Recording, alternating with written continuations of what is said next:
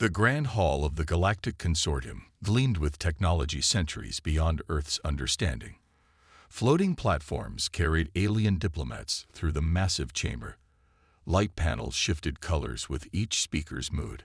Even the air felt different, cleaner, somehow charged with energy unknown to human science. Commander Juan Park stood at the center of this technological wonder, feeling terribly small. Her simple blue uniform, the pride of Earth's United Space Command, looked primitive compared to the living fabric garments surrounding her. She kept her back straight and her face calm, though her heart pounded. "The human representative wishes to address the consortium," announced the towering insectoid speaker, its mandibles clicking with barely hidden amusement. Park stepped forward. "Honorable delegates, Earth formally requests technological exchange protocols as outlined in Consortium Charter, Section 12. We offer our unique biological and cultural diversity in return." Laughter rippled through the chamber, not the human kind, but a disturbing mixture of clicks, whistles, and rumbling tones. Park had been warned this might happen, but preparation didn't lessen the sting. A blue-skinned diplomat with 4 eyes leaned toward his companion. "The humans still use combustion engines," he snickered, not bothering to activate his translation dampener. "Their industrial output poisons their own atmosphere. Their fastest ships barely reach their own moon," added a gelatinous entity, its body rippling with mirth. "My younglings build better vessels as playthings." Park clenched her jaw. Her universal translator caught every word. They knew she could understand them. That was the point. This humiliation was deliberate. The primary arbiter, a tall being with skin like polished silver, raised a 7-fingered hand for silence. "Commander Park, while we acknowledge Earth's petition, the consortium finds humanity too developmentally immature for significant technological exchange. Perhaps in another century, we might revisit this decision." Park bowed stiffly. "Earth thanks the consortium for its consideration." More laughter followed her as she walked from the chamber with as much dignity as she could muster. Her aide, Lieutenant Han, waited outside. "That bad?" he asked, seeing her face. "Worse," she replied. "Let's go home."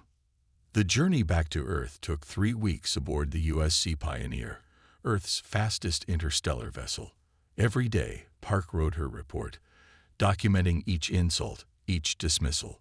When not writing, she stared at the stars, her resolve hardening like cooling steel. The Pioneer landed at Korea's Pyeongchang Space Center on a rainy Tuesday morning. No press, no ceremony. The mission's failure had been transmitted ahead. Only a single black vehicle waited on the tarmac. Director Taho Kim stood beside it, umbrella in hand. His weathered face, once renowned in quantum physics circles before he disappeared from academic life, showed no disappointment. "Welcome back, Commander," he said, holding the umbrella over her. "I failed," Park stated flatly. "Did you? Or did you accomplish exactly what we needed?" Kim opened the car door. "Come. Much has changed while you were away." They drove for hours, eventually reaching the restricted military zone around Mount Hala. The ancient volcano had been declared a scientific research facility 5 years ago, after first contact. Most believed it housed xenobiology labs studying alien microbes. Most were wrong. Security checkpoints became more frequent as they descended into the mountain through a tunnel large enough for cargo vehicles. Finally, they entered a vast cavern, brilliantly lit by artificial sunlight panels. Park gasped. Scientists and engineers swarmed around massive skeletal structures. Not buildings, ships. Warships unlike anything Earth had officially developed. "Project Thunderstorm," Kim said, satisfaction evident in his voice. 5 years of reverse engineering from the salvage we recovered. The technology the consortium refuses to share. We've been learning it anyway. "How?" Park whispered. "This is decades beyond our capability. The crash site in Antarctica yielded more than the consortium knows. They think we're still studying basic alien metallurgy. Meanwhile, we've mastered quantum phase technology, gravitic propulsion, and energy shielding. A massive engine core pulsed with blue light at the center of the largest ship frame. Workers in radiation suits adjusted settings on panels that seemed to twist reality around them. How bad was it, truly? Kim asked, watching her reaction. Park's anger returned, burning away her shock. They think we're children playing with sticks. They laughed at us. All of them. The entire consortium sees Earth as a primitive curiosity, barely worth monitoring. Perfect, Kim smiled, teeth gleaming in the artificial light. Let them underestimate us. The first fleet will be ready in 18 months, and when the consortium realizes what we've built. He left the sentence unfinished. Park looked up at the massive ships taking shape above them. They won't be laughing then. The shuttle descended slowly through the artificial crater on the far side of the moon. Admiral Hyunwoo Lee looked out the small window as darkness enveloped them. For 30 seconds, there was nothing but black. Then lights began to appear below. First a few, then hundreds, then thousands, revealing an impossible sight. "Welcome to Luna Forge, Admiral," said his pilot. The underground lunar shipyard stretched for kilometers in every direction. What had once been natural caverns had been expanded into a massive construction facility, hidden from Earth, and more importantly, from the prying sensors of consortium observation posts. The shuttle landed on a marked platform. As Lee stepped out, the reduced gravity made him feel lighter, despite the weight of responsibility on his shoulders. This was his first visit since taking command of Earth's defense forces. A woman in a gray engineering uniform approached and saluted. "Admiral Lee, welcome to the Forge. I'm Chief Engineer Minji Kang." "Show me everything," Lee said simply. Kang led him to an electric cart. They drove through wide tunnels bustling with workers, robots, and cargo movers. The scale was difficult to comprehend. Tens of thousands of people working in perfect secrecy. "How do we hide the power signatures?" Lee asked. "The fusion reactors are buried 2 kilometers down," Kang explained. "And we've developed radiation sinks based on the consortium technology. Their sensors see nothing but normal lunar readings." They emerged onto an observation platform overlooking the main construction bay. Lee stopped breathing for a moment. Suspended in massive anti-gravity cradles hung 12 warships, each nearly a kilometer long. Their hulls gleamed with a dark metal that seemed to swallow light rather than reflect it. Workers in spacesuits swarmed around them like bees, welding, testing, installing components. "The Nemesis-class dreadnoughts," Kang said with unmistakable pride. "The first true warships humanity has ever built." Lee walked to the railing. "When will they be ready?" 12 ships, ready within the month, Kang reported. The gravitic propulsion systems exceed all expectations. Initial tests show they can reach 50% light speed without relativistic strain on the hulls. "Impossible," Lee whispered. "That's what the consortium would say," Kang replied with a small smile. "They think we're still struggling with chemical rockets." They took an elevator down to the nearest dreadnought. Up close, it was even more impressive. Workers had opened panels along the side, revealing massive cannons embedded in the hull. "Quantum phase weapons," Kang explained. "They don't just damage matter. They temporarily shift it out of phase with normal spacetime. Nothing can shield against that." Lee ran his hand along the cold metal of the hull. "And the shields? How will our ships survive return fire?" "Better than the alien tech we salvaged," Kang said proudly. "We didn't just reverse engineer it. We improved it. Their shields are designed to disperse energy evenly. Ours can concentrate defensive power wherever an attack is coming from. We're 30% more efficient." A young man in an intelligence uniform hurried across the dock toward them. His face was pale, his expression grim. "Admiral Lee," he said, saluting quickly. "Intelligence Officer Sunho Choi, sir. I have urgent news from our operatives near the consortium hub." "Speak freely, officer." "The Consortium Council has completed their vote regarding Earth," Choi reported. It was unanimous. "They're sending a fleet to quarantine our system. 30 ships, including 3 of their Arbiter-class vessels. Their reasoning? Lee asked. They claim we're too immature for interstellar society and pose a risk to ourselves and others. Choi said, his voice tight with anger. The quarantine will remain until they deem us civilized enough for limited contact.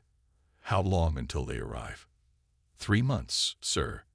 Lee turned to look at the fleet under construction. The timing would be close. He had expected the consortium to eventually notice Project Thunderstorm, but not to move so quickly against Earth. They think they're coming to cage animals, Lee said softly. They have no idea what waits for them. Kang nodded. We'll be ready, Admiral. Every ship will be operational within 6 weeks. Lee's eyes hardened as he gazed up at the massive dreadnought before him. Its name was painted in bold letters across the bow. EDS Retribution. Begin crew selection immediately, he ordered. Priority for pilots and weapons officers with combat experience. I want every ship fully staffed and trained before the consortium arrives. And if we're discovered before we're ready? Choi asked. Lee's expression remained cold. Then we'll show them just how mature we are, with whatever ships we have ready. He turned to face the massive construction bay, where 11 other dreadnoughts waited in various stages of completion. The time for diplomatic humiliation is over. Earth will never be mocked again.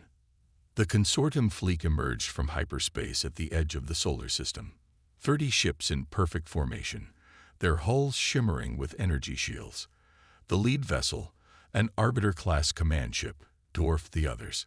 It stretched nearly 2 kilometers from bow to stern, its sleek design suggesting both elegance and deadly purpose. On its bridge, High Admiral Zorvan surveyed the primitive system with 4 contemptuous eyes. The main view screen showed the distant yellow star and its orbiting planets. Pitiful, he remarked to his second-in-command. To think we dedicated 30 ships to contain these creatures. Protocol demands it, Admiral, replied his officer. All newly discovered species must be properly assessed. We assessed them when their representative came begging for technology. Zorvan said, they're barely past burning hydrocarbons for energy. This mission is beneath us. The fleet moved inward, passing the outer gas giants without pause. Their destination was Earth's orbit, where they would establish a quarantine barrier. According to consortium law, they would transmit their intentions before deployment. A courtesy, though the humans had no way to resist. As they approached Jupiter, something unusual appeared on the sensors.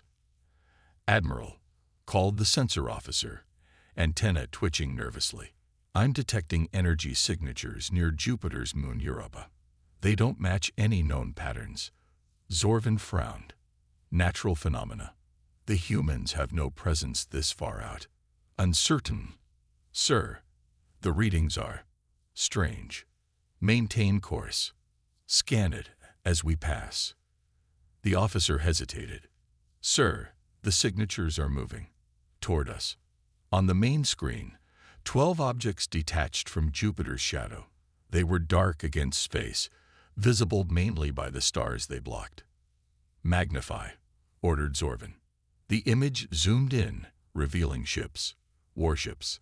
Their design was unlike anything in the consortium database.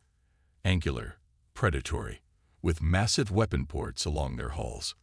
Impossible, whispered Zorvan. The humans have no such technology. They're powering weapons, Admiral. Raise shields, all ships, defensive formation. But the warning came too late.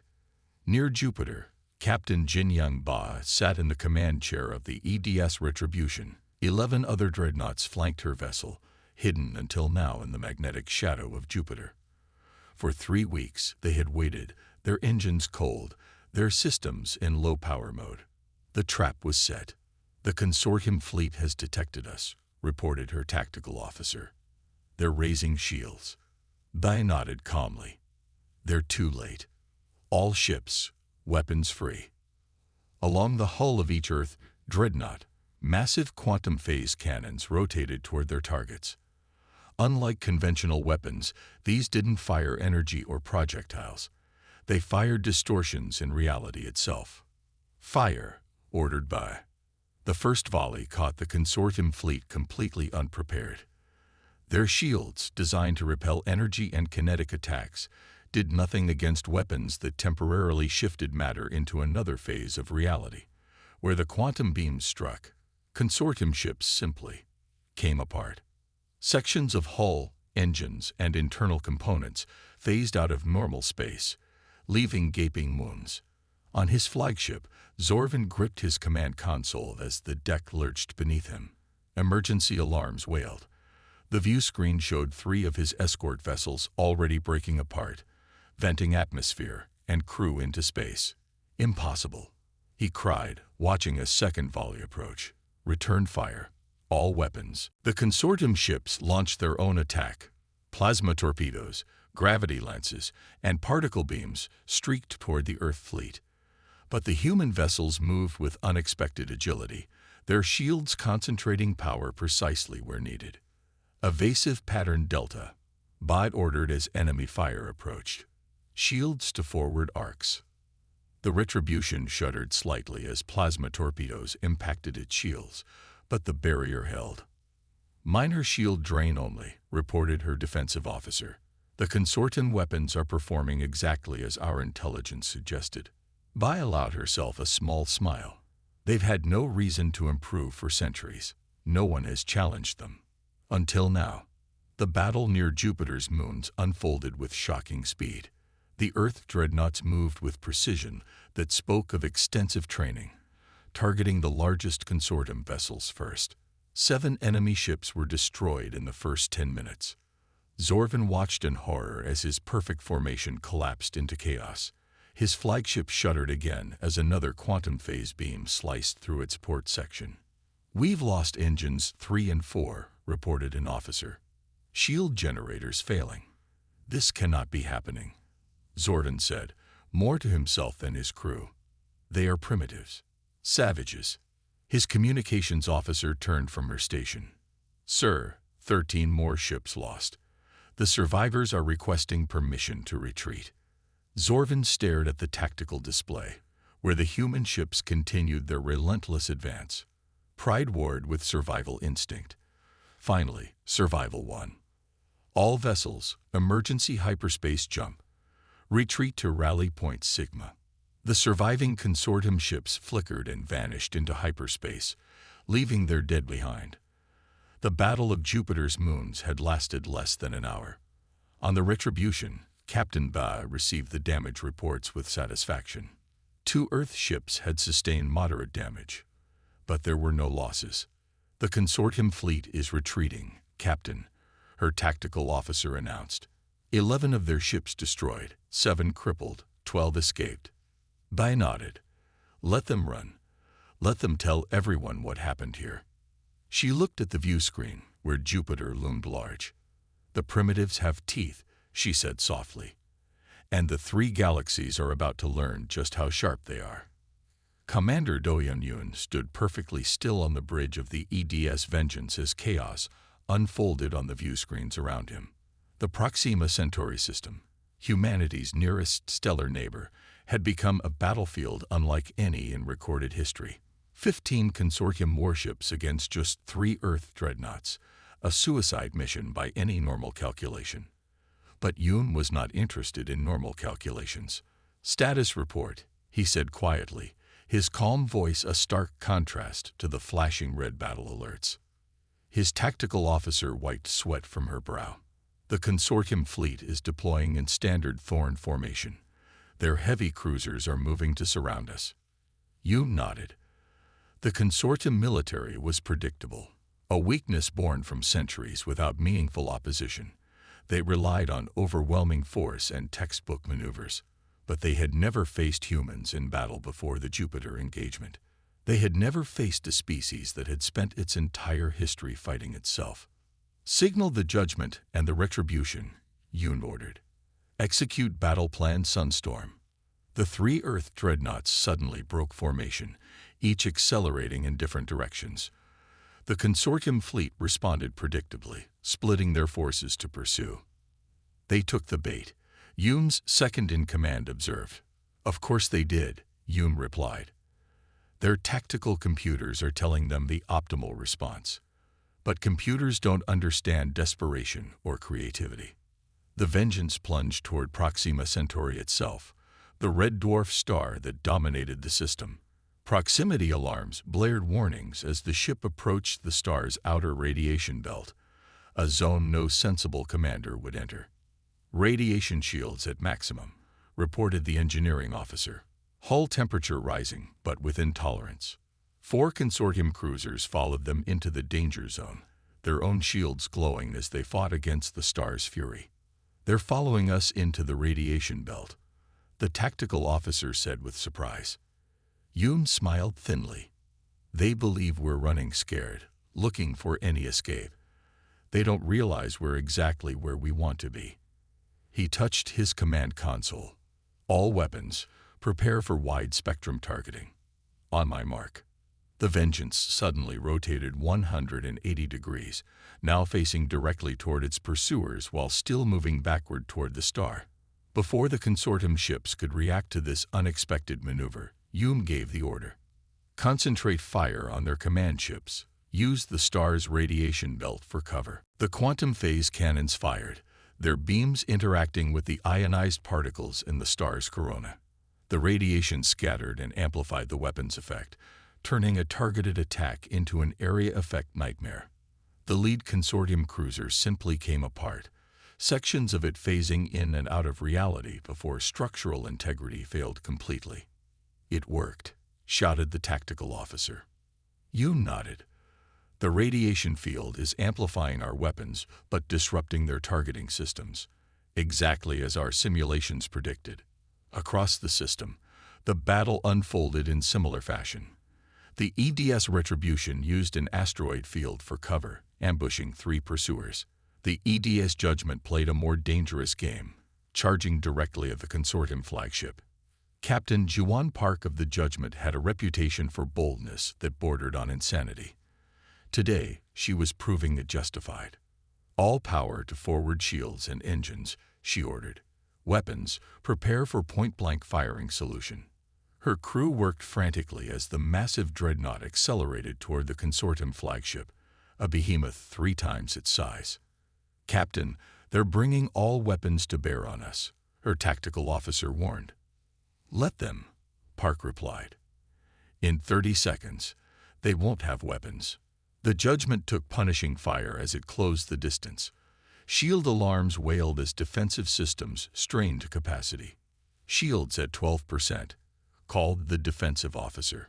"Stay on course," Park ordered. At the last possible moment, with collision seeming inevitable, the Judgment executed a maneuver that violated several laws of physics. Using its gravitic engines to create a momentary distortion field, the Earth ship slid along space-time itself, appearing instantly alongside the consortium flagship's command section. "Fire everything," Park ordered. At point-blank range, the quantum phase weapons couldn't miss. The consortium flagship's bridge and command sections simply ceased to exist, phased temporarily into another dimension. The massive ship, suddenly without guidance, began to tumble helplessly. Throughout the system, the tide turned. Without central command, the consortium fleet's rigid formations became a liability rather than a strength. 3 more ships fell before the remaining 7 retreated into hyperspace. Commander Yoon watched them flee on the Vengeance's long-range sensors. "Should we pursue?" asked his second-in-command. Yoon shook his head. "No. Let them run. Let them tell everyone what happened here." Across 3 galaxies, the news spread quickly. The humans had won again. Not just defended their home system, but carried the fight to consortium territory and won against impossible odds. On the trade world of Cantorus, an Ildurian diplomat watched the battle recordings with amazement. "These humans," she said to her aide, "they fight like nothing I've ever seen." "They're dangerous," her aide warned. "The consortium says they're primitives who got lucky." The diplomat laughed. "Luck doesn't win battles like this. Prepare my ship. We should offer the humans our friendship before everyone else does the same." In the council chambers of a dozen worlds, similar conversations were taking place. The political landscape of 3 galaxies was shifting, all because the primitives had refused to know their place. The rebuilt Interstellar Summit Hall sparkled with light reflecting off crystalline walls. It had been constructed atop the ruins of the old hall, destroyed during the 3rd month of the war. The location was symbolic, a reminder of how quickly things had changed. 500 delegates from across 3 galaxies sat in tiered seating. The chamber fell completely silent as the doors opened and Earth's delegation entered. Admiral Han Wu-Li led the way, his black uniform bearing only small silver rank insignia, simple compared to the elaborate dress of other species. Commander Juan Park walked beside him, her face showing no emotion. Behind them came 12 human diplomats and military officers. Li recognized many faces in the crowd, the same representatives who had laughed at Earth just 18 months earlier. Now they sat straight-backed and wary, none making eye contact. The blue-skinned diplomat who had mocked Earth's technology now fidgeted nervously. The gelatinous entity that had compared human ships to children's toys had shrunk to half its former size, a sign of extreme stress in its species. "The delegation from Earth," announced the new speaker, a tall being with crystalline skin who had replaced the previous insectoid speaker after the Battle of Rigel. Li and Park took their places at the central podium. No jokes greeted them this time. "We come before the consortium today to establish lasting peace," Li began, his voice carried clearly through the hall without technological assistance. "The war has cost all our peoples dearly. It is time to move forward." The consortium's Supreme Council, now expanded to include representatives from neutral powers, watched from their elevated platform. Their leader, Prime Arbiter Xolan, nodded for Li to continue. Commander Park activated a holographic display showing the Sol system and surrounding space. A sphere expanded outward from Earth's sun, encompassing nearby stars. "The Terran Protectorate Zone will extend 5 light-years from Sol," stated Park, her voice cool and professional. "Any military incursion will be met with immediate response." Murmurs rippled through the assembly. 5 light-years was a substantial territory for a species that, until recently, had been confined to one planet. "This is outrageous," protested a counselor from the hegemony worlds. "You cannot claim such vast space simply through force of arms." Li smiled thinly. "We claim nothing not already guaranteed to developing species under the consortium's own charter, Section 5. The same charter your peoples ignored when you voted to quarantine Earth." The counselor had no reply. "We do not come seeking conquest," continued Li, his tone softening slightly. "Only respect and cooperation as equals. Earth desires peaceful trade, cultural exchange, and mutual defense against common threats."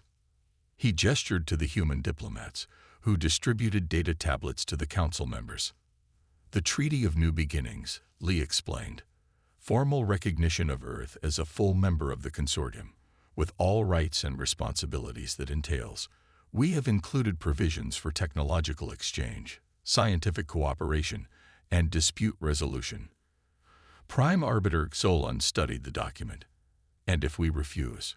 Commander Park spoke, her voice carrying a subtle edge. "The alternative treaty includes terms for a continued state of limited warfare. We would prefer the first option." The unspoken threat hung in the air. Earth's dreadnoughts had proven their capability against the best consortium technology. Few had appetite for continued conflict. After 3 hours of discussion and minor revisions, the Supreme Council signed the Treaty of New Beginnings. Earth was officially recognized as a full member of the interstellar community. As Earth's delegation gathered their materials to depart, 2 alien diplomats whispered to each other near the exit. "How did we misjudge them so badly?" asked the first, a reptilian being with iridescent scales. "We saw their technology and thought them weak," replied his companion, a tall, thin humanoid with skin like bark. "We failed to see their greatest strength." "Which is?" "They were laughed at, dismissed, and underestimated, and they used that to their advantage. Their adaptability makes them more dangerous than any weapon." The reptilian nodded slowly. Did you notice how few of their ships we actually encountered? Intelligence suggests they have built many more than they deployed. A wise predator never reveals its full strength, the bark-skinned diplomat observed. Back on Earth, billions watched as President Jai Kwan addressed the United Nations General Assembly. The Grand Hall in New York was packed with representatives from every nation. Today begins a new chapter in human history, Kwan said, her voice steady and clear. For the first time, we enter the galactic stage, not as conquerors, but as respected equals. Our journey was not without cost, but our unity has prevailed. She paused, looking at the faces before her, representatives of nations that had set aside centuries of conflict to face a common threat. Our dreadnoughts stand ready to defend humanity, she continued. But it is our hope they will serve as guardians of peace, not harbingers of war. The treaty we have signed today ensures our voice will be heard among the stars. As she spoke, in lunar orbit, the expanded fleet of Earth dreadnoughts gleamed in the starlight. 30 vessels now, with 20 more under construction in the hidden shipyards. Their dark hulls absorbed the sun's light, making them appear as shadows against the stars, a silent reminder to 3 galaxies that humanity would never be underestimated again. From his office in the Lunar Command Center, Admiral Lee watched the president's speech while looking out at the fleet. Commander Park stood beside him. Was it worth it? Park asked quietly. Lee thought of the lives lost, the resources spent, the peaceful first contact that could have been. They gave us no choice, he replied. But perhaps our children will build something better than either of us imagined. In the darkness of space, Earth's dreadnoughts continued their silent patrol.